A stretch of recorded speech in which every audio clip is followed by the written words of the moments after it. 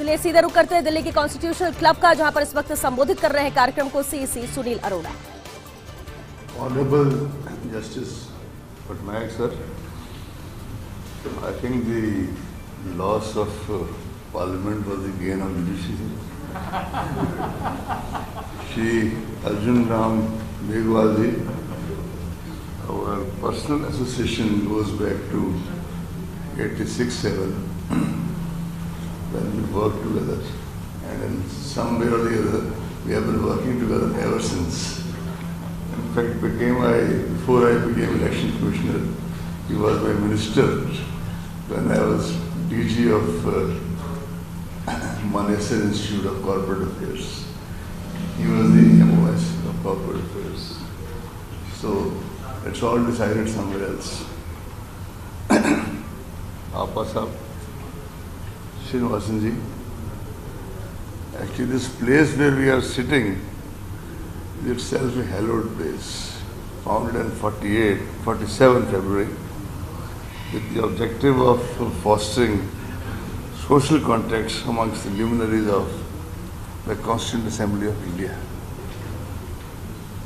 I would like to express our gratitude to Mr. Srinivasan that since he has wanted to move to Delhi, so maybe this place will become the venue of the function year after year, year after year. When Shri Srinivasan and his team, we met together 2 days back about some detailing of these awards, he mentioned about the revered Dr. APJ Kalam, which he in any case in his opening remarks has dilated at length. Actually, but still I would like to recall here a very pithy observation of Dr. Kalam in one of his many books titled A Manifesto for Change, published in 2014. Quote, "Every member of parliament should think that the nation is bigger than the individual, and the parliament should pass a resolution to work on a vision for the nation. What will inspire 640 million youth of this country?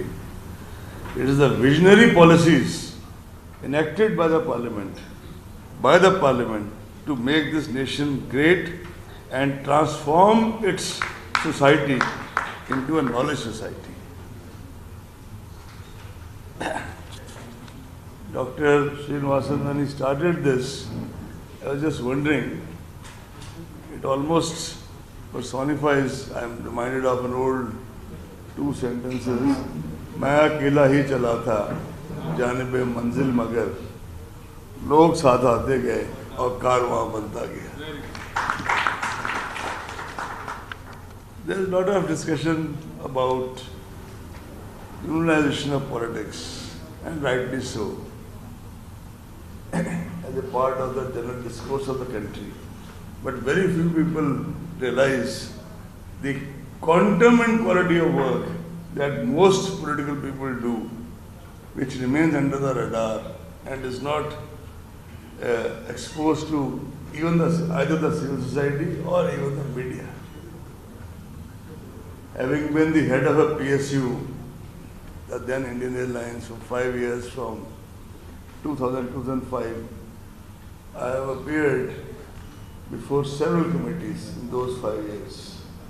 Public Accounts Committee, Undertaking Committee, our own Standing Committee, Committee on Petitions, so on and so forth. And the amount of work these committees transact, it's kind of a lesson for anybody who wants to keep growing in life and keep learning.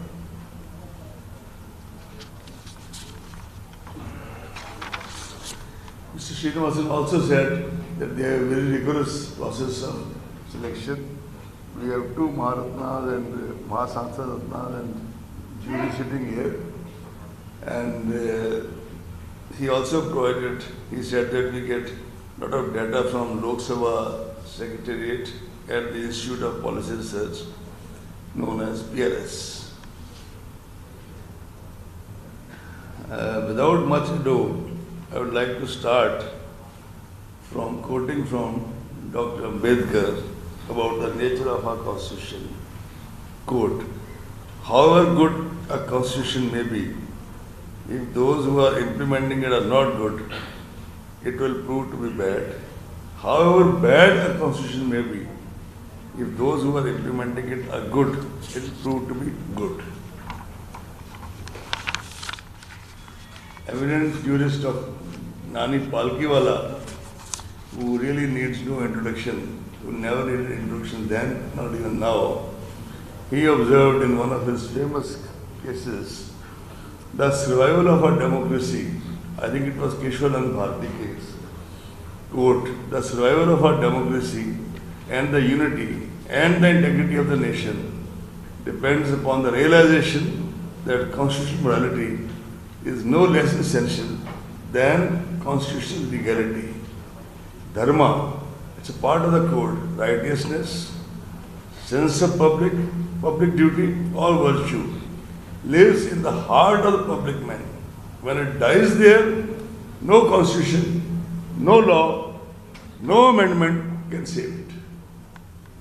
So we all have to strive hard to save the constitution, to see it. I think if we take the framing of constitution, I mean, you all know much better than all of us here, most of us here, at least. We had such visionary founding fathers that very few countries would have such visionary founding fathers. The only example I can think is of USA, because when the draft of the Constitution was brought to Benjamin Franklin, he struck only one word. He said it was written, given by God. He cut off the word God. There was no irreverence. He was a very devout Christian. He wrote by all, by us, to make a clear distinction between the kind of the secular and the non-secular part of the Constitution, to maintain that distinction. And here also, as Justice Patnaik just now said, we the people of India. In fact, this preamble of our Constitution by itself kind of is the most profound statement any constitution in the world can ever have.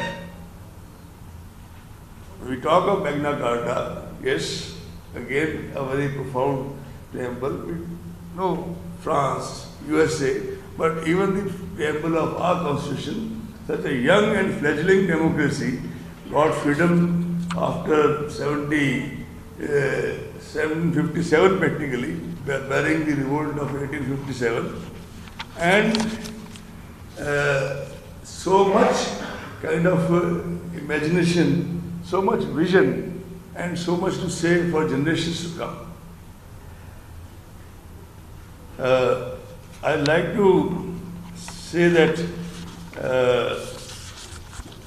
also present before you what Dr. Rajendra Prasad in his parliamentary address to the first elected parliament of our country on May 16, 1952 said, quote, we have now given full effect to the provisions of the Constitution relating to the composition of the legislatures and leadership of the state, and thus completed one stage of our journey.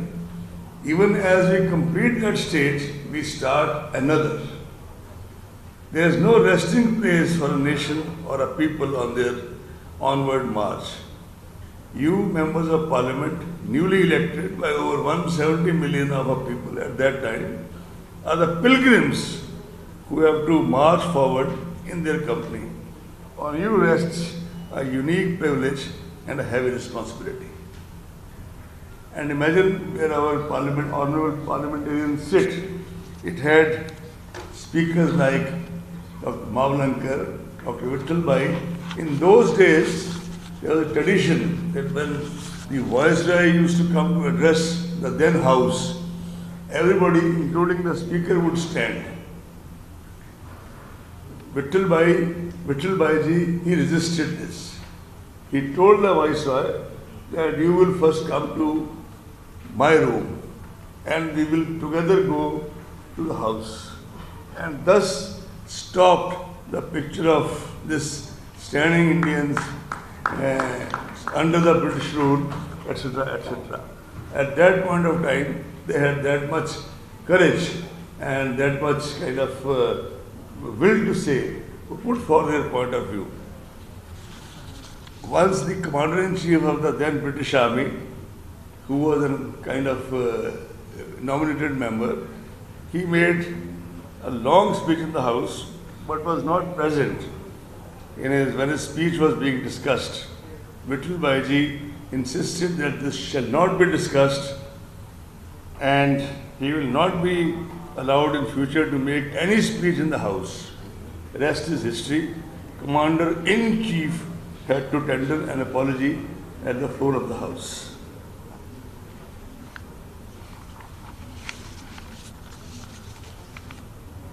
I am grateful, and in fact the entire Commission should be grateful to the judiciary for laying down the precepts which govern the Commission and for empowering the Commission from time to time. I am aware of the case which you gave a seminal judgment, sir. Similar seminal judgments in Mahendra Singh Gill, in Sadiq Ali case, they have become the kind of lighthouses by which any EC is running, would be running in the future. In fact, in this Mahendra Singh Gill case versus Chief Election Commissioner, the Honorable Court observed, democracy is a government by the people. It's a continual participative operation, not a cataclysmic periodic exercise. The little man in his multitude, parking his vote at the poll date, does a social audit of parliamentarians and political choice of his or her volition. Although the full power of participative government rarely blossoms, the minimum credentials of a popular government is appealed to the people after every term for a renewal of confidence. So we have adult franchise and general elections as a constitutional compulsion. It needs very little argument to hold that the heart of parliamentary system is free and fair elections, periodically held, based on adult franchise, although social and economic democracy may demand much more. When Mr. Srinivasan met me, he also asked me to speak something about Election Commission. I asked him, is it important? He says, no, we insist, and he has a way of insisting, I must say. Sir, as you all know, this country is one of the very few. Sir? Right, sir? No, have a moment to speak about.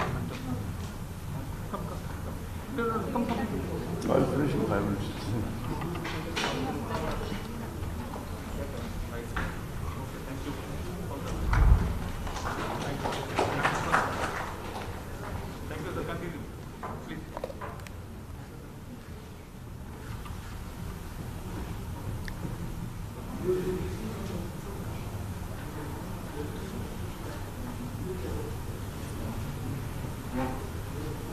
Our republic was declared on 26 January 1950.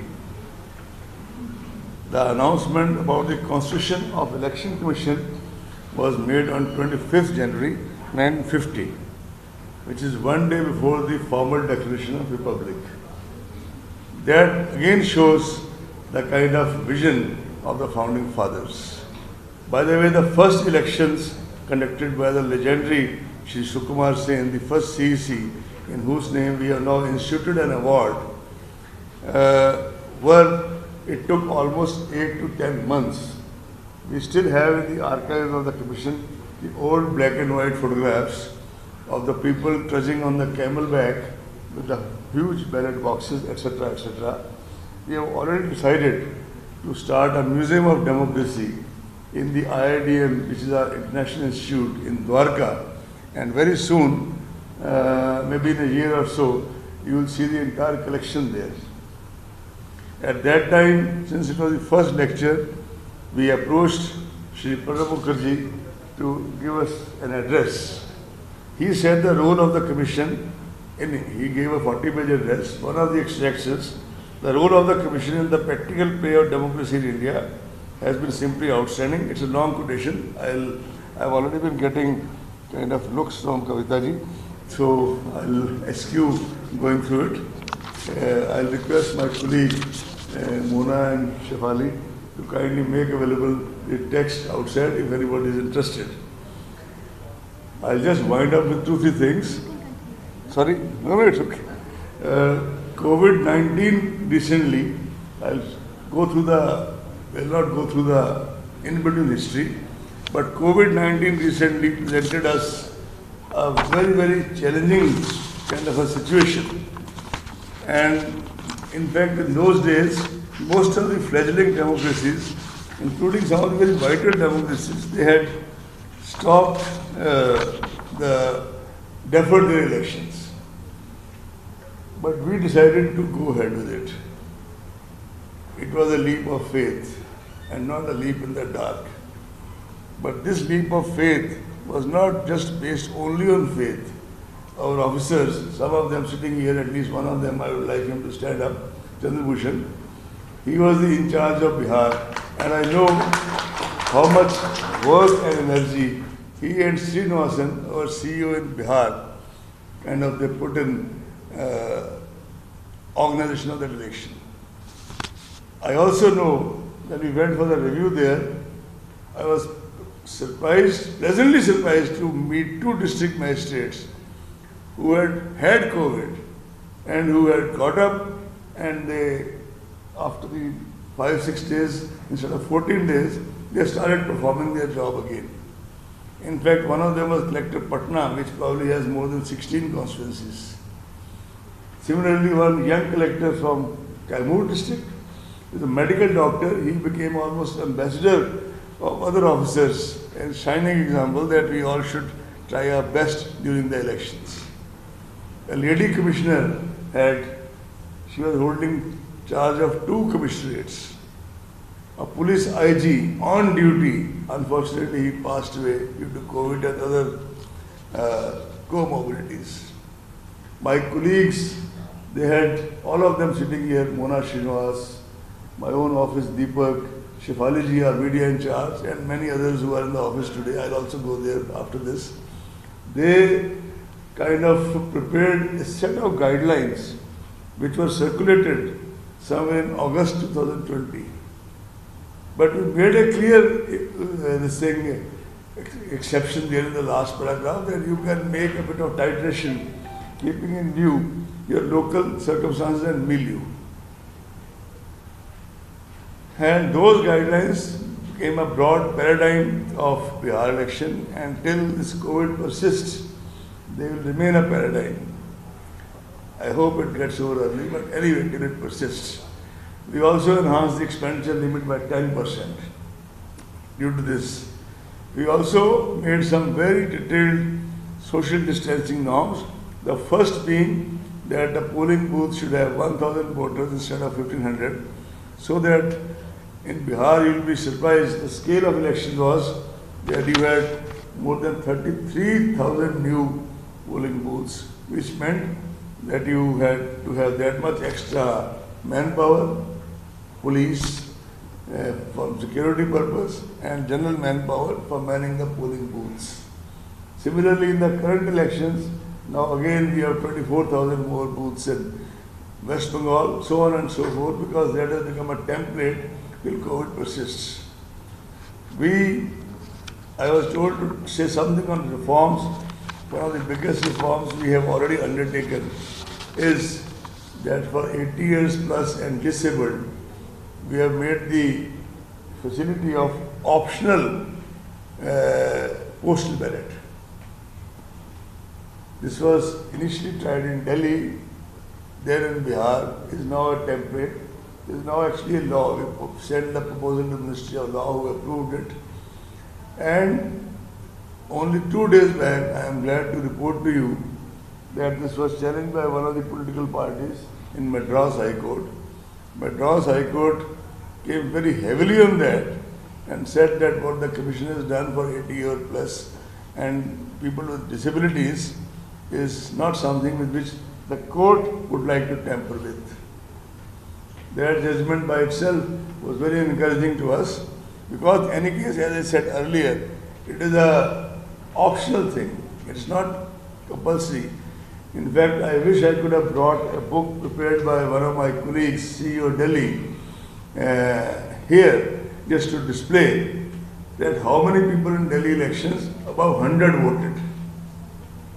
This is a full illustrative book because just because somebody is above 80 doesn't mean that he or she, may God give them long life, above 100, there were more than 200 people in Delhi alone who voted and we have prepared an illustrated album of the same.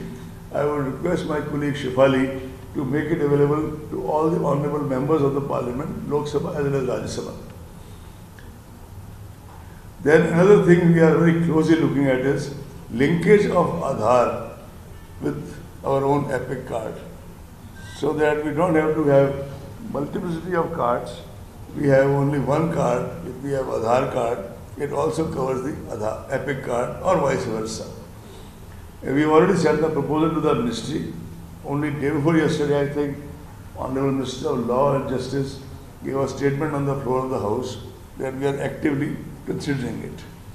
Another long-term thing we are looking at is NRI voting. We have sent a proposal for the Indian diaspora.